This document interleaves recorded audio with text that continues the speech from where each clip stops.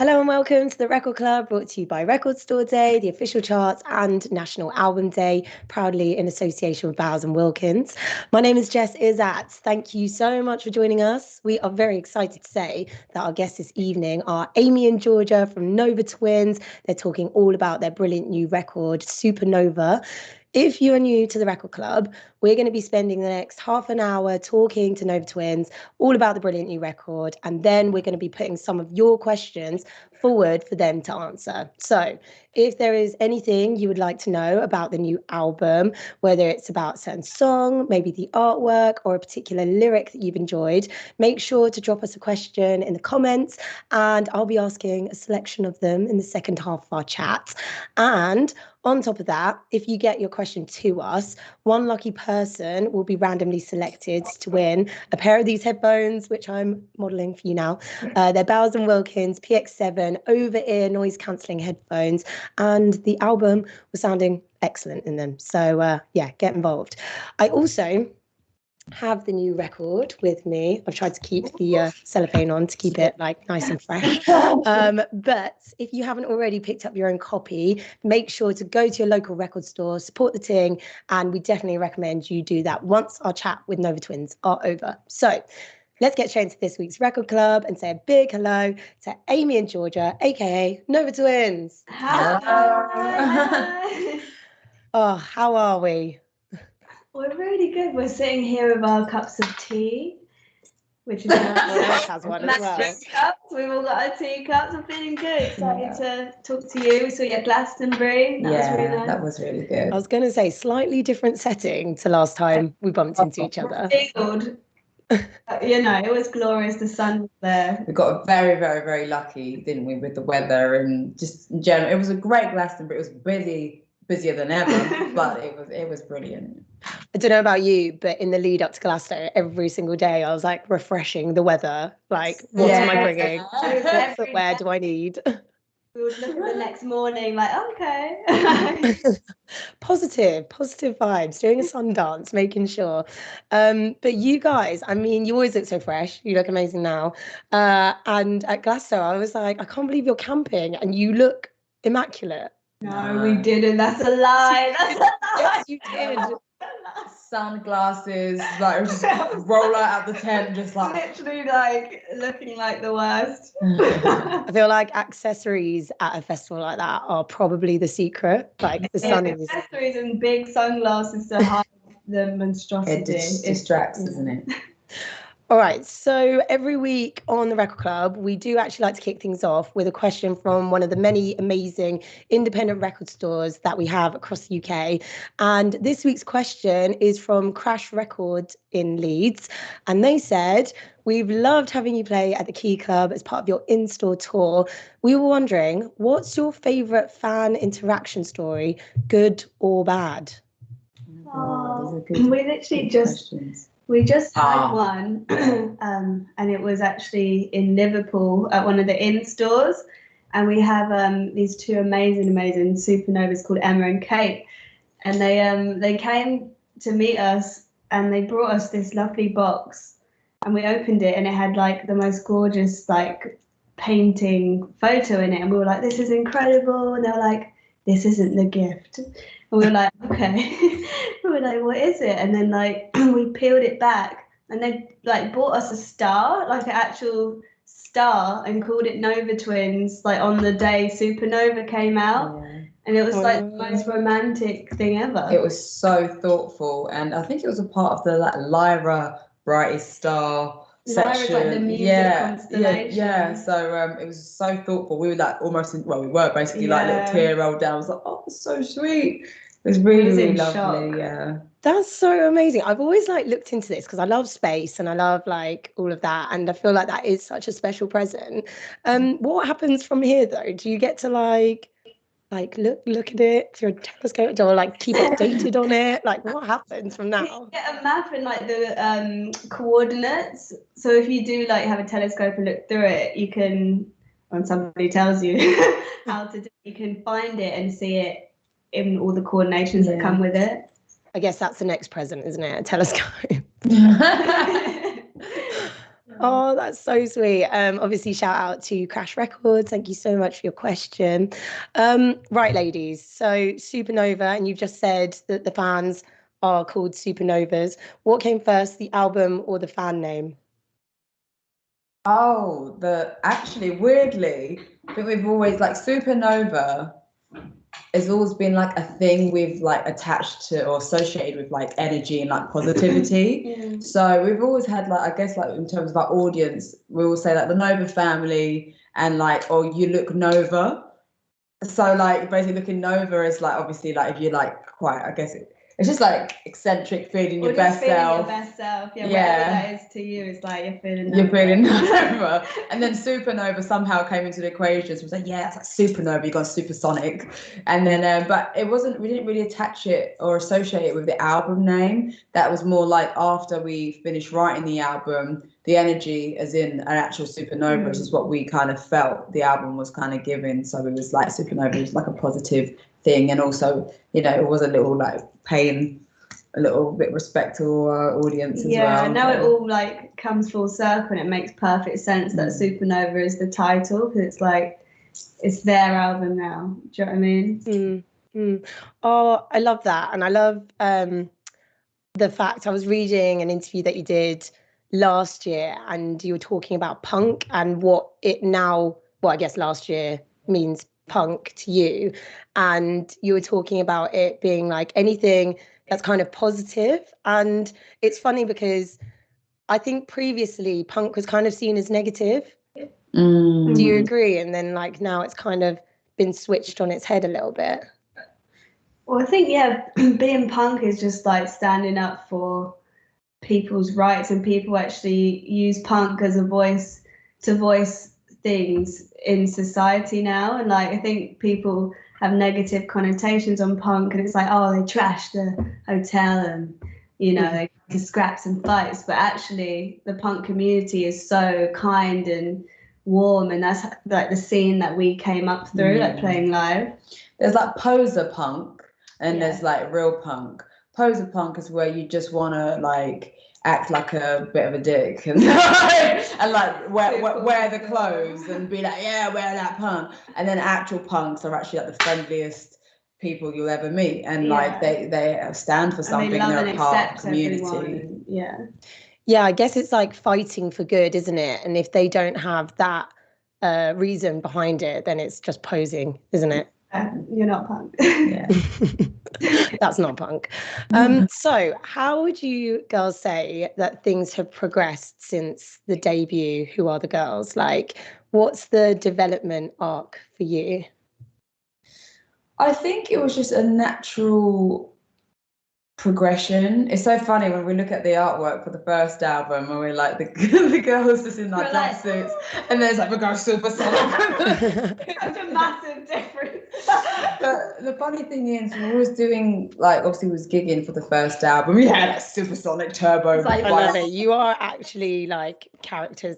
If I were fighting in a game, I would pick you. I'd struggle to pick you. I probably. I guess you'd be deciding between fire and ice. Yeah. Maybe I'd go for fire. Win package, you know. Yeah, you come together. But I think with this album, obviously, like naturally, I think as artists, you always want to kind of progress, and I think staying where you are is so like dangerous.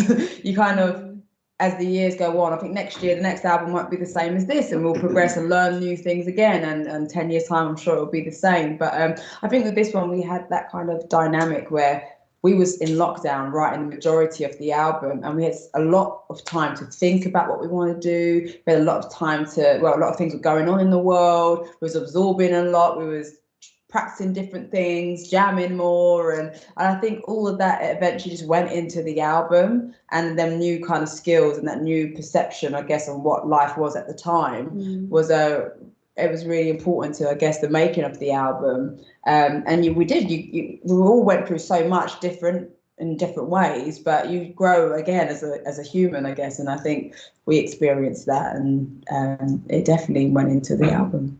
It's a Supernova revolution. I love it. Yeah. So I noticed that on the album you have dedicated it to Manijay Ezi. Don't know if I'm saying that correctly. Who is this, and why have you dedicated it to them? That is it's a bit of a hard question. I guess I lost someone, and I just dedicated it to them. I'm sorry. No, sorry. I should have definitely Googled this before, but I thought I'd ask it. It's fine, but it was just it's just that really. That's special. I love that. I do love seeing dedications in here, and I feel like it is a stamp on time, and it's a way for you to commemorate them in a positive way. No, exactly. On this album, obviously we've had some of the tracks already out, and I kind of want to know, I always find this interesting. Since the release, have you noticed that there's a particular fan favorite or like a surprising fan favorite? I feel like ones that's come up has been like Sleep Paralysis, Fire and Ice, and A Dark Place or Somewhere Beautiful. Those like three. Since release, and those are actually our favourites as well. So it's quite nice that they're on the same page.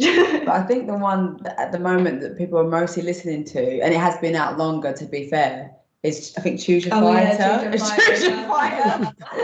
Especially like that, people love Choose Your Fighter, and it's so fun to like play. And the music video for it as well is just so iconic. I love it. Like it literally just itches my quite geeky growing up. Like I love video games. I grew up a lot going to Malaysia as well, so we get a lot of video games out there, ones that I don't know if like even were proper games. Like we just got Game Boy games with about 100 different games on them. You choose your fighter like in every single game. Which fighter would you pick right now if you guys were going head to head against each other? Amy had some really good stunts in the video. Yeah, I had a bit of chandelier. You swung on the chandelier. I swung. So then you was like flipping over the like double flipping through the air. Yeah. You're next. There was other options on there as well, like there was to fight. There's like loads of little hidden like what do they call them, like Easter eggs in the video to do with like other Nova related videos and themes. So it's interesting to see like some people finding like all these little clues hidden within the video. Oh my god, everyone watching, wait till after the interview before you go looking for those. And yeah, also Sleep Paralysis is one where I've like noted down as one of my absolute favorites, and I'm pleased that you said that that's one that you've noticed people love as well. You've left it to the very end of the record too. Why did you finish the album with that tune? I think it's because we felt it's a different vibe for one. And it kind of summed up the world and some of the chaos, like the journey throughout the album, you know. There's definitely like, we kind of created like Supernova. Imagine Supernova as like a planet and all these different scenarios go on and you have to kind of battle through each one and you come out the other side. So it was like almost like Sleep Paralysis was like, it feels like a nightmare as well as a dream, but you come out of it. So you kind of waking up, and then at the beginning you've got the Supernova intro, which is like this is the end of your new beginning, and the Sleep Paralysis is like wake up. It feels like a recurring dream as well. It feels like a dream that keeps happening. So it's cool that it leads back to the beginning of the album. Yeah, for sure. People at home listen to albums in order because artists put them in for a reason. Of course, as well, listening at home, if you get your questions to us in the comment section, we'll be coming to them very shortly. So also another one that I've kind of picked out is puzzles. I love the sort of playfulness that comes with it. And I wanted to know, like, where do tunes like this kind of begin? And does your music go through a lot of change from conception to sort of finished track? I think actually Puzzles was one of the first ones that we wrote off the album, and it was like an idea that we had before the pandemic, even like way before. So we're like toying with the idea, and then during the pandemic we like remembered it, and that was one actually we tweaked and kind of went back to. Wrote an extra verse, took out the old verse, added a whole other section. So we did play with that one quite a lot. So it's interesting that you picked that song with that question. Because the arrangement's quite... Yeah, the arrangement's crazy. Just going and going and going. But yeah, we wanted, I think with that song, we wanted a sex positivity song. We wanted to feel like how we do when we're at like a club or a show and you get one of them really fucking sick R&B 90s noughties kind of get down tracks, but then we was like, we want a rock version and something that gets really, really heavy. And I think we married it quite well. Or we love that song. It's quite fun, and it's just a good way to express yourself, because we love and enjoy seeing some people just being uncomfortable with it, because we're like, until you get comfortable with it, we're gonna have to keep writing songs like this. It's funny to hear some of the comments. All right, I've just been told I've got one more question before we dive into your questions at home, so make sure to get them to us. Anything you want to ask about Supernova? I have so many questions. All right, okay. So let's talk about this actually, because I feel like your aesthetic and your brand is so strong when it comes to your look. And we spoke about Glastonbury earlier. I know that you gave a Nova Twins makeover to one of the crew working at BBC Introducing. Talk me through it. Is this a look that's like evolved over the years and become your stamp, or is it just, it's just everything about Nova Twins? I love it. I think definitely when we do our makeup, we feel like Nova. What we were saying earlier, like there's certain things that make us feel good, and we call that Nova. Yeah. And we definitely have like things that we go to, or like we inherit things in like when you look back at different pictures, seasons. there's different seasons of Nova. So, like if you look back 5 years ago, we'll both be in like baseball jerseys and ripped tights and a big boot, or like 3 years ago we'll be in like bohemian circle glasses. So it like goes through different evolutions, but we do it together. It's so funny. But our makeup has stayed quite the same. And we love to put like our lines here and crosses, stitches. You can't really see our makeup now. No, you can't. Close. It looks amazing. We were actually in the Mac store today, so we had a lot of fun. Get close. Get close. Come close. Oh, it looks amazing.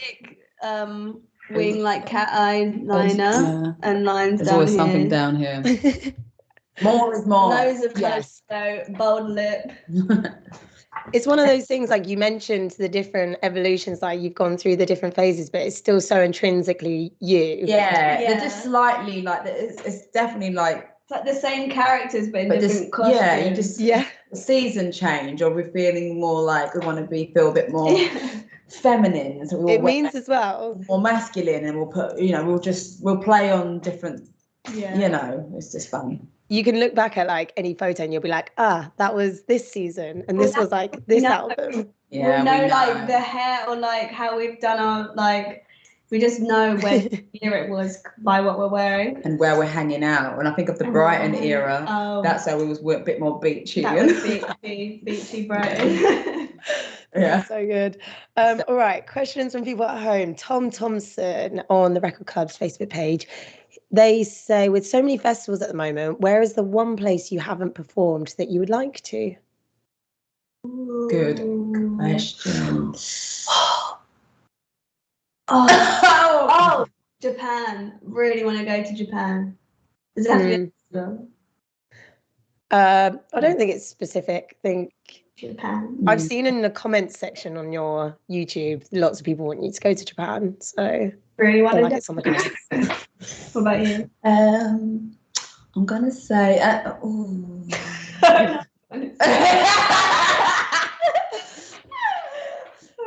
Oh, so where did you say? I don't know. I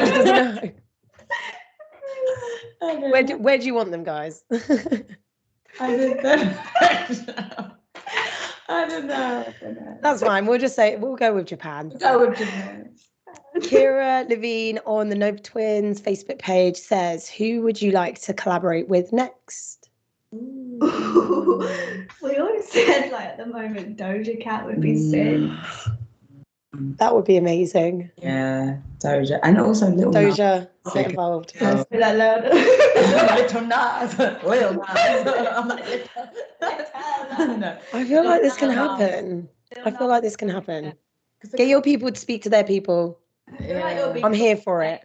Different vibes like coming together, and it'll be a sick marriage. And Lil Nas is like, fashion game. It's just when he wore that, was it the Versace hot pink suit? It was incredible. My favourite were the videos that were going around when his pants split, but still like styled it out. So good, so good. I think that would be aesthetically really fun. Yeah, the video would be crazy as well. Kimberly Tonner on Nova Twins Facebook page says, I'd like to know what their experience was like breaking into a traditionally male-led music scene. You're the first female duo in this style of music that I've really taken notice of, and I'm curious how your experience has been. Well, we've been about big question, and oh my God, all day, have we? Because when we first came on the scene, it was definitely difficult, and it wasn't so much the audience. We'd get given opportunities, and whoever we played to was always really like warm and welcoming. Especially that we came up from the DIY punk scene, so everyone was really open. But it wasn't very diverse, and there was no women. It was mainly just men, and yeah. But it's a lot better now, and it's hard to kind of you don't want to get bogged down in it, but I think what we did was we just like thought we have to prove everything, especially being women and being women of colour. So we just worked so hard. We locked ourselves away for like 2 years, and was literally hermits, practicing, writing, didn't go out much. We're literally just like forming the band and really creating the foundations to make sure, when we actually went out there, everything was together. Because we knew, we had to prove a lot more than the guys, Yeah, sure. It sucks, and it still sucks now. Like when you look at some festival bills now, and the diversity is so just slim, and you're like, how can it be this day and age when there's so many like just more people involved that are just not men, and I think it's really, really important for us to keep sharing the space and bringing up our like allies, our friends, more women, non-binary, just getting everyone involved and like making them feel seen, because you get the freshest ideas when you do. And we were like, to some point we felt a little bit held back because people didn't know what to do with us. It was like, okay, so you're black women, but you're doing rock. So that was against us, because everybody was like, you should be doing R&B and hip hop. And then also we're loud and we're brazen and we're aggressive in the best way possible. But to other people, it would have been confrontational. But when our male counterparts do it, it's seen as, that's fine. You are sick. You are the man, But when we used to do it, or when we used to do it, it's a bit better now. It was like too much, but people catch up, and you just got to keep persevering, and that's what we did. We didn't seek anyone's approval. We just kept being the band that we wanted to be until we will always do that no matter what happens. So yeah. I think so we've got a few more to get to, but I think very quickly from my perspective, I feel like my first introduction to Nova Twins was actually a documentary a few years ago that you were a part of, and it was talking about being black women in punk scene, and you were fighting that cause like years ago. And what I think has been really good is your consistency and the fact that you kept plugging and you kept honing your craft and kept going. And it feels like you're at the forefront of it, which means that you're constantly going to be breaking barriers along your way and being the first or like the only on that lineup. But what you're doing is really good in paving the way. So I'm so happy for you. I'm so glad that you're doing it. I'm so glad that people are like taking note. And this album killing it as well. So that's from my perspective. Thanks a lot. Amy Sober on the Record Club's page says, what is your favourite and most memorable, /most memorable / funniest moment recording? Recording? Yeah. Oh. Weren't we slapping G-Mac's belly or... Was that album 1? No, was that album? Oh no, that was album 1, but that is hilarious. We use a drummer called George MacDonald, who's amazing, for like half of the album, and he loves like slapping and making different sounds, different things, anything. So then he was slapping this guy called Fabio, who was helping us in the studio as well, his belly to make a sound. We mic'd up his belly, and George was just like, but deadly serious. Seriously, and the belly's going bright red. It was like, it was crazy. We didn't end up using it. So poor Fab with the red stomach at the end, it wasn't even used, but he was loving it. He was like slapping it away. He was got the mic. We're all like, yeah, no, deeper tone, put the mic a bit more this way. It was deadly serious. Deadly serious. That is incredible. Oh my God, please. I hope you save that and maybe like one day video use it. That is insane. I love that. All right. Jazz Bradley on the Record Club's page says, what movie or TV show would you love to see any Supernova song on the soundtrack? Ooh, very good. You know what we heard? There's a new, I think it's Marvel film called Nova that is being filmed next year. So it's like, we need to be on the soundtrack for a superhero called Nova. It's like, it's too much. That's cool. Oh, that is amazing. Yeah. Okay. Putting that out there. Hopefully. I'm sing hard. I'm like, please. Doja Cat and also the Nova soundtrack. What about you? Oh, ladies, well, thank you so much for joining us today on the Record Club. Nova Twins, obviously doing amazing things. Grab your own copy of Supernova here from your local record shop. Support your local. I'm also excited to announce that the winner of this week's Bowers & Wilkins Wireless Headphones prize is Kira Levine on the Nova Twins Facebook. That means that you can win a pair of these. Well, you've won a pair of these snazzy headphones. Slide into the Record Club's DMs and we'll get those headphones to you. Thank you so much, everyone at home, for sending in your questions. Our next guest is going to be announced on the Record Club's social media very soon. So make sure you're following us. And all previous episodes are available to watch back on our YouTube channel. Georgia and Amy, thank you so much. Thank you so much. Lovely talking to you. Yeah, we'll catch you. Well, no doubt. I know, we're going to see you soon.